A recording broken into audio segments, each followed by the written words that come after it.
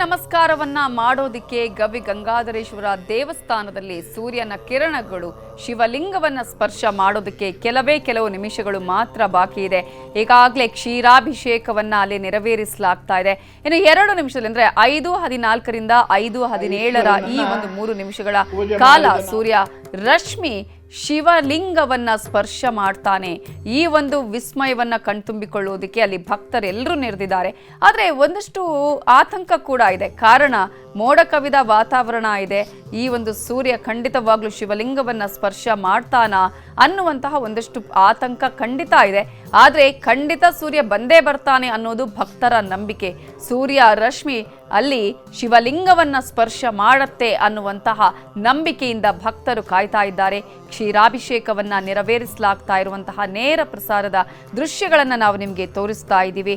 ಗವಿ ಗಂಗಾಧರೇಶ್ವರ ದೇವಸ್ಥಾನವೇ ಅದೇ ರೀತಿಯಾಗಿದೆ. ಕಾರಣ ಇಲ್ಲಿನ ವಾಸ್ತುಶಿಲ್ಪ ಆಗಿರ್ಬೋದು ಅಥವಾ ಅಲ್ಲಿನ ವಾಸ್ತುಶೈಲಿಯ ವಿಚಾರಗಳು ಒಂದು ಕಡೆಯಾದರೆ, ಏಕಶಿಲೆಯಲ್ಲಿ ನಿರ್ಮಾಣವಾಗಿರುವಂತಹ ಗವಿ ದೇವಸ್ಥಾನ ಇದು. ಈ ಗವಿ ದೇವಸ್ಥಾನದಲ್ಲಿ ಕೇವಲ ಶಿವಲಿಂಗ ಮಾತ್ರ ಅಲ್ಲದೆ ಅನೇಕ ದೇವರುಗಳನ್ನು ಹೊಂದಿರುವಂತಹ ದೇವಾಲಯ. ಈಗಾಗಲೇ ಸೋಮಸುಂದರ ದೀಕ್ಷಿತರೇ ಹೇಳ್ತಾ ಇದ್ರು, ಪಾರ್ವತಿ ಇಲ್ಲಿ ಬಲಭಾಗದಲ್ಲಿ ಇರುವಂಥದ್ದು ಅತ್ಯಂತ ವಿಶೇಷತೆಯನ್ನ ಹೊಂದಿರೋದು. ಜೊತೆಗೆ ಇಲ್ಲಿ ವಿನಾಯಕ ಆಗಿರ್ಬೋದು, ಸುಬ್ರಹ್ಮಣ್ಯ ಆಗಿರ್ಬೋದು, ಗೌತಮ ಮಹರ್ಷಿ, ಭಾರದ್ವಾಜ ಮುನಿ, ಚಂಡಿಕೇಶ್ವರ, ಉಮಾಮಹೇಶ್ವರ, ವಲ್ಲಭ ಗಣಪತಿ, ದುರ್ಗಾದೇವಿ, ಅಗ್ನಿದೇವ, ಸಪ್ತ ಮಾತೃಕೆಯರು, ದಕ್ಷಿಣಾಮೂರ್ತಿ, ಕಾಳಭೈರವ, ವೀರಭದ್ರ, ಲಕ್ಷ್ಮೀನಾರಾಯಣ, ಸೂರ್ಯ, ಚಂದ್ರ, ಅಯ್ಯಪ್ಪ, ಆಂಜನೇಯ, ಮಹಾಗಣಪತಿ, ವಲ್ಲಿ, ದೇವಸೇನ, ನವಗ್ರಹಗಳು ಹೀಗೆ ಅನೇಕ ದೇವರುಗಳನ್ನು ಹೊಂದಿರುವಂತಹ ಏಕಶಿಲಾ ಗವಿ ದೇವಾಲಯ ಅಂತ ಹೇಳಬಹುದು ಈ ಒಂದು ದೇವಾಲಯವನ್ನ. ಕಾರಣ ಈಗಾಗಲೇ ನಾವು ಗಮನಿಸ್ತಾ ಇದ್ದೀವಿ. ಹಿಂದಿನ ಇದರ ವಿಶೇಷತೆಗಳನ್ನು ಗಮನಿಸಿದ್ರೆ ಈ ಒಂದು ದೇವಾಲಯ ಏಕಶಿಲಾ ಶಿಲ್ಪಗಳನ್ನು ಕೂಡ ಹೊಂದಿದೆ. ಪ್ರಮುಖ ಆಕರ್ಷಣೆ ಅಂತ ಹೇಳಿದ್ರೆ ಈ ದೇವಸ್ಥಾನದಲ್ಲಿ ಒಂದು ಸೂರ್ಯ ಮತ್ತು ಚಂದ್ರನ ದೈತ್ಯ ಡಿಸ್ಕ್ ಅನ್ನು ಬೆಂಬಲಿಸುವಂತಹ 2 ಗ್ರಾನೈಟ್ ಕಂಬಗಳು. ಈಗಾಗಲೇ ಅಲ್ಲಿ ಪೂಜೆ ಪುನಸ್ಕಾರ ನೆರವೇರ್ತಾ ಇದೆ. ಪೂರ್ಣ ಕುಂಭ ಕಳಶವನ್ನ ಈಗ ನೀಡಿ ಪೂರ್ಣ ಕುಂಭದ ಕಳಶದ ಮೂಲಕ ಈಗ ಅಲ್ಲಿ ಅಭಿಷೇಕವನ್ನ ನೆರವೇರಿಸಲಾಗತ್ತೆ. ಶಿವಲಿಂಗಕ್ಕೆ ಕ್ಷೀರಾಭಿಷೇಕ, ಪೂರ್ಣ ಕುಂಭದ ಕಳಶದ ಅಭಿಷೇಕವನ್ನ ನೆರವೇರಿಸಲಾಗ್ತಾ ಇರುವಂತಹ ದೃಶ್ಯಗಳನ್ನು ಕೂಡ ನೀವು ಗಮನಿಸ್ತಿದ್ದೀರಿ. ನಾವು ಕತ್ತಲೇ ಇರ್ತೀವಿ. ಹಾಗೆ ಕತ್ತಲು ತುಂಬಿಸಿದ ಮನಸ್ಸನ್ನ ಆ ಕ್ಷೀರಧಾರೆಯನ್ನು ಲಿಂಗದ ಮೇಲೆ ನಾವು ಹಾಕುವಾಗ ಸ್ವಾಮಿ ಬೆಳ್ಳಿಗೆ ಕಾಣಿಸ್ತಾರೆ. ಅದರ್ಥ ಏನು? ನಮ್ಮ ಮನಸ್ಸಿನ ಕತ್ತಲು ದೂರವಾಗಿದೆ. ನಾವು ಈಗ ಬೆಳಕಿನಲ್ಲಿ ನೋಡ್ತಾ ಇದ್ದೀವಿ, ಬೆಳಕನ್ನ ಅನುಸರಿಸಿದ್ದೀವಿ. ಎಲ್ಲಪ್ಪ ಕೀಯೋದು ಮಾತಾಡ್ಬೇಡಿ ಹಿಂಗೆ ಕೇಳೋದು ನಾನು ಮಾತು ಬಿಟ್ಬಿಡ್ತೀನಿ.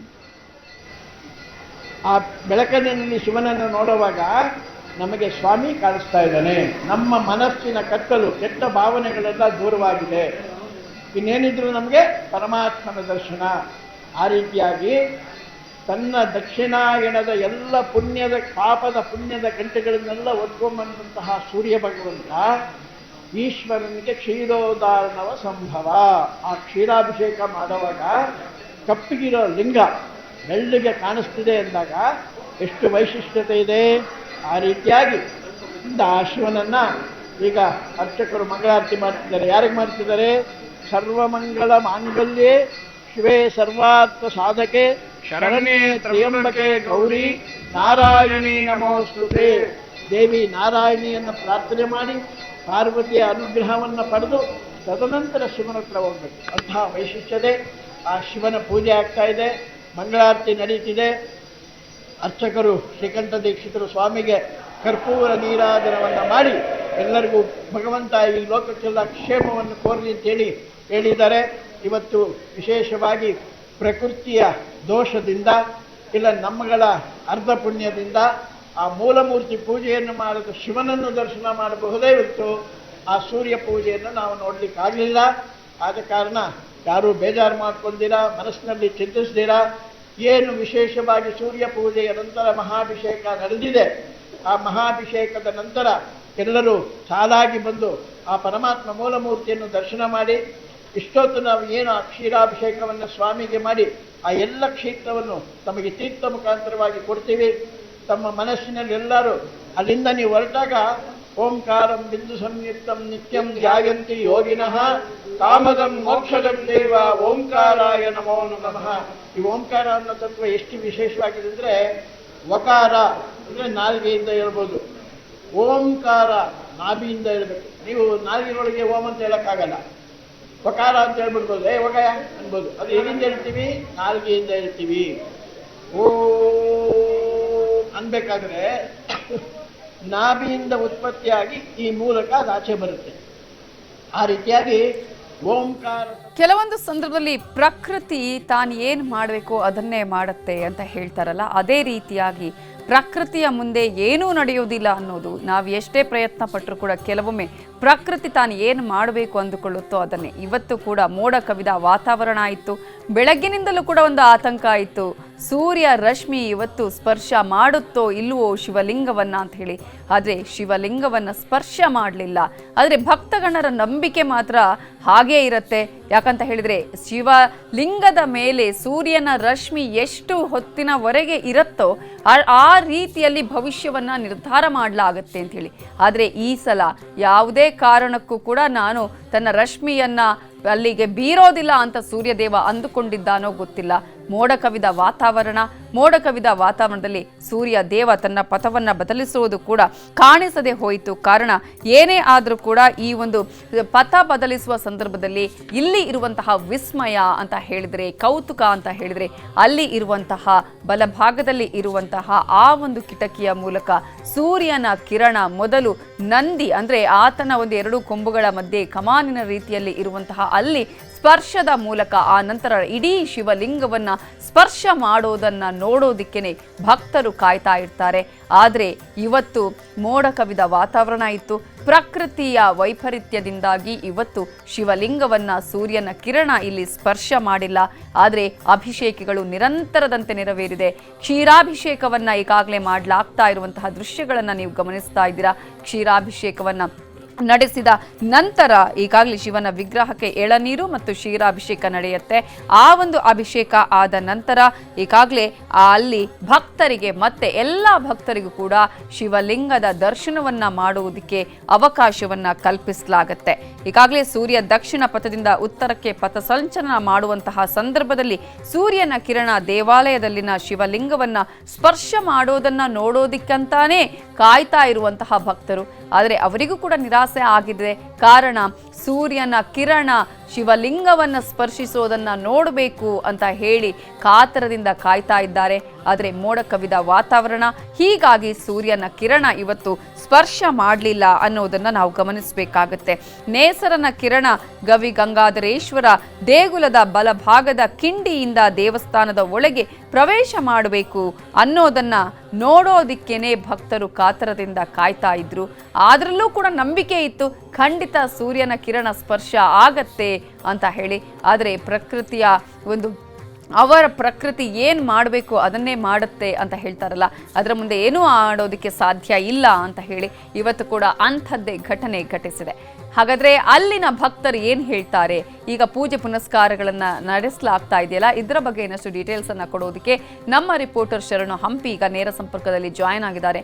ಶರಣು ಹಂಪಿ, ಭಕ್ತಗಣ ಕಾಯ್ತಾ ಇತ್ತು, ಖಂಡಿತವಾಗ್ಲೂ ಕೂಡ ಸೂರ್ಯ ಕಿರಣ ಶಿವಲಿಂಗವನ್ನು ಸ್ಪರ್ಶ ಮಾಡುತ್ತೆ, ಈ ಕೌತುಕವನ್ನು ಈ ಸಲ ನೋಡ್ತೀವಿ, ಅದರ ಮೇಲೆ ಭವಿಷ್ಯವನ್ನು ನಿರ್ಧಾರ ಮಾಡಲಾಗುತ್ತೆ.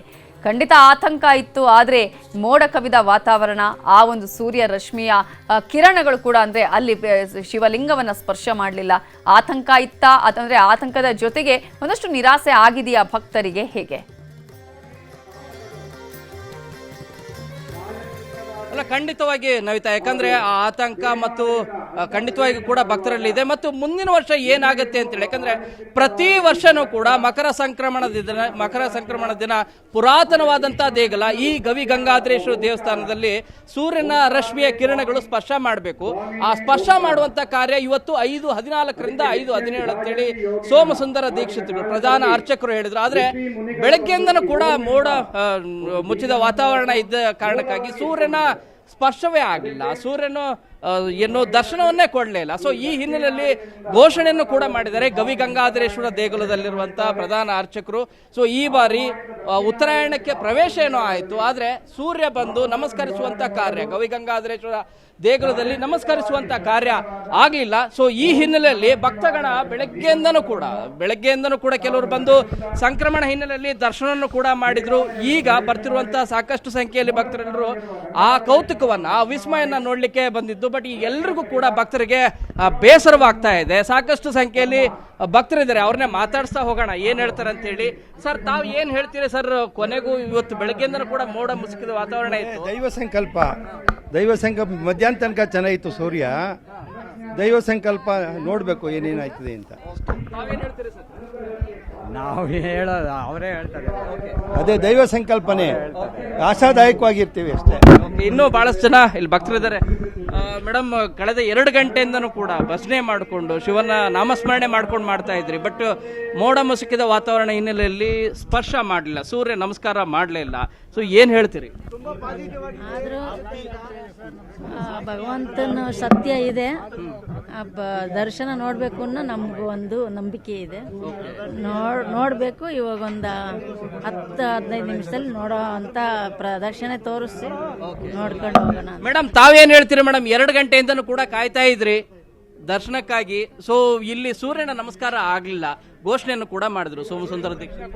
ಬೇಜಾರಾಗ್ತಾ ಇದೆ ಸರ್. ನಾವು ಯಾವಾಗಲೂ ಟಿವಿನಲ್ಲಿ ನೋಡ್ತಾ ಇದ್ದಿದ್ದು, ಈ ಸತಿ ಇಲ್ಲಿ ಡೈರೆಕ್ಟ್ ಆಗಿ ನೋಡೋಣ ಅಂತ ಬಂದ್ರೆ ಆಗಿಲ್ಲ ಅಂತ ತುಂಬಾ ಬೇಜಾರಾಗ್ತಾ ಇದೆ ಸರ್. ದೇವ್ರ ದರ್ಶನ ಆದ್ರೆ ಸಂತೋಷ ಆಗುತ್ತೆ. ತಾವೇನ್ ಹೇಳ್ತೀರಮ್ಮ? ಸರ್, ಇದು ನಾವು ಫಸ್ಟ್ ಟೈಮ್ ಬಂದಿರೋದು ನೋಡೋದಕ್ಕೆ. ಸೂರ್ಯ ದರ್ಶನ ಆಗಲಿಲ್ಲ, ನಮಗೂ ಬೇಜಾರಾಗ್ತಿದೆ. ಅಟ್ಲೀಸ್ಟ್ ದರ್ಶನ ಆಗಿ ಬೇಗ ದರ್ಶನ ಆದ್ರೆ ಸಾಕು ಅಂತ ಕಾಯ್ತಾ ಇದ್ದೀವಿ ಅಷ್ಟೇ. ಸರ್, ತಾವೇನ್ ಹೇಳ್ತೀರಿ? ಸರ್, ಇದೊಂಥರ ಯಾಕೋ ಈ ಸಲ ಆತಂಕ ಉಂಟಾಗ್ತಾ ಇದೆ ನನಗೆ. ಯಾಕೋ ಈ ದೇವರು ಏನು ನಮ್ಮನ್ನ ಈ ತರ ಒಂದು ದುಗುಡಕ ತಳ್ಳಿದಿರೋ ತರ ಅನಿಸ್ತಾ ಇದೆ. ದರ್ಶನ ಆದ್ರೆ ಒಂಥರ ಖುಷಿಯಿಂದ ಹೋಗ್ತಾ ಇದ್ವಿ. ಯಾಕೋ ದೇವರು ನನ್ನ ಮೇಲೆ ಕರುಣೆ ಕಲ್ಪಿಸ್ತಾ ಇಲ್ಲ ಏನೋ ಅಂತ ಆತಂಕ ಉಂಟಾಗ್ತಾ ಇದೆ. ಆದ್ರೂ ಇನ್ನೂ ಟೈಮ್ ಇದೆ, ನೋಡೋಣ, ದೇವರು ಒಳ್ಳೇದು ಮಾಡ್ತಾನೆ. ಭಕ್ತರು ಸಹಜವಾಗಿ, ಯಾಕಂದ್ರೆ ಆ ಕೌತುಕ ವಿಸ್ಮಯನ ನೋಡ್ಲಿಕ್ಕೆ ಬಹಳಷ್ಟು ಸಂಖ್ಯೆಯಲ್ಲಿ ಭಕ್ತರೆಲ್ಲರೂ ಕೂಡ ಆಗಮಿಸಿದ್ರು. ಬಟ್ ಈಗ ಇರೋದೇನಂದ್ರೆ ಪ್ರತಿ ಸಾರಿನೂ ಕೂಡ ಯಾವಾಗಲೂ ಇಲ್ಲಿ ಸೂರ್ಯನ ಕಿರಣಗಳ ಸ್ಪರ್ಶ ಆಗೇ ಆಗ್ತಿತ್ತು. ಒಂದು ವೇಳೆ ಆಗದೆ ಇದ್ರೆ ಅಥವಾ ಅದರ ಅವಧಿ ಕಡಿಮೆ ಇದ್ರೆ ಮುಂದಿನ ಭವಿಷ್ಯವನ್ನ ಸೋಮಸುಂದರ ದೀಕ್ಷಿತ್ ಅವರು ಹೇಳ್ತಾ ಇದ್ರು. ಅಂದ್ರೆ ಮುಂದೆ ಗಂಡಾಂತರ ಕಾದಿದೆ ಅಂತ ಹೇಳಿ. ಈ ಹಿನ್ನೆಲೆಯಲ್ಲಿ ವಿಶ್ಲೇಷಣೆ ಮಾಡ್ತಾ ಹೋದ್ರೆ ನಿಜವಾಗ್ಲೂ ಕೂಡ ಮುಂದಿನ ವರ್ಷ ಯಾವ ರೀತಿಯಾಗಿರುತ್ತೆ ಅಂತ ಹೇಳಿ. ಕರೋನಾ ಮುಂಚಿತವಾಗಿಯೂ ಕೂಡ ಇದೇ ರೀತಿಯಾದಂಥ ಪ್ರಸಂಗ ಆಗಿತ್ತು. ಆ ಸಂದರ್ಭದಲ್ಲಿ ಸಾವು ನೋವು ಕೂಡ ಆಗತ್ತೆ ಅಂತೇಳಿ ಭವಿಷ್ಯವನ್ನ ಕೂಡ ನುಡಿದಿದ್ರು. ಅದೇ ರೀತಿಯಾದಂಥ ಪ್ರಸಂಗಗಳೆಲ್ಲವೂ ಕೂಡ ನಡೆದವು. ಕರೋನಾ ಕಾಲದಲ್ಲಿ ಮನುಕುಲದ ಜೀವನ ಎಷ್ಟು ಕಷ್ಟ ಅನ್ನೋದು ಎಲ್ರಿಗೂ ಕೂಡ ಗೊತ್ತಿರುವಂತಹ ವಿಚಾರ. ಸೊ ಈ ಬಾರಿ ಈ ರೀತಿ ಆಗಿರೋದಕ್ಕೆ ಅದು ಪ್ರಕೃತಿ ವೈಪರೀತ್ಯ ಮಾತ್ರನ ಅಥವಾ ಮುಂದೇನಾದ್ರೂ ಗಂಡಾಂತರ ಇದೆಯಾ? ಈ ಬಗ್ಗೆ ಸೋಮಸುಂದರ ದೀಕ್ಷಿತರು ಕೆಲವೇ ಕ್ಷಣಗಳಲ್ಲಿ ಭವಿಷ್ಯವನ್ನು ಕೂಡ ನುಡಿಲಿದ್ದಾರೆ. ಇದರ ಹಿನ್ನೆಲೆಯಲ್ಲಿ ಸಾಕಷ್ಟು ಸಂಖ್ಯೆಯಲ್ಲಿ ವಿಶ್ಲೇಷಣೆ ಕೂಡ ನಡೆಯುತ್ತೆ. ಬಟ್ ಭಕ್ತರೆಲ್ಲರೂ ಕೂಡ 20,000ಕ್ಕೂ ಹೆಚ್ಚಿನ ಸಂಖ್ಯೆಯಲ್ಲಿ ಬಂದಂತ ಭಕ್ತರಿಗೆ ಆ ಕೌತುಕ, ಆ ವಿಸ್ಮಯನ ನೋಡ್ಬೇಕು ಅನ್ನೋದು. ಯಾಕಂದ್ರೆ ಸೂರ್ಯನ ಕಿರಣಗಳು ದೇವಗುಲದ ಒಳಗಡೆ, ಅದು ಗರ್ಭಗುಡಿಯಲ್ಲಿರುವಂತಹ ಗವಿಗಂಗಾಧರೇಶ್ವರ ದೇವಗಳನ್ನ ಸ್ಪರ್ಶ ಮಾಡೋದನ್ನ, ಅದನ್ನು ನೋಡ್ಲಿಕ್ಕೆ ಅವಕಾಶ ಆಗಲಿಲ್ಲ ಅಂತೇಳಿ ಬೇಸರವನ್ನ ಭಕ್ತರು ವ್ಯಕ್ತಪಡಿಸಿದ್ರು. ನವಿತಾ, ಥ್ಯಾಂಕ್ ಯು ಶರಣು ಹಂಪಿ ಡೀಟೇಲ್ಸ್ಗೆ.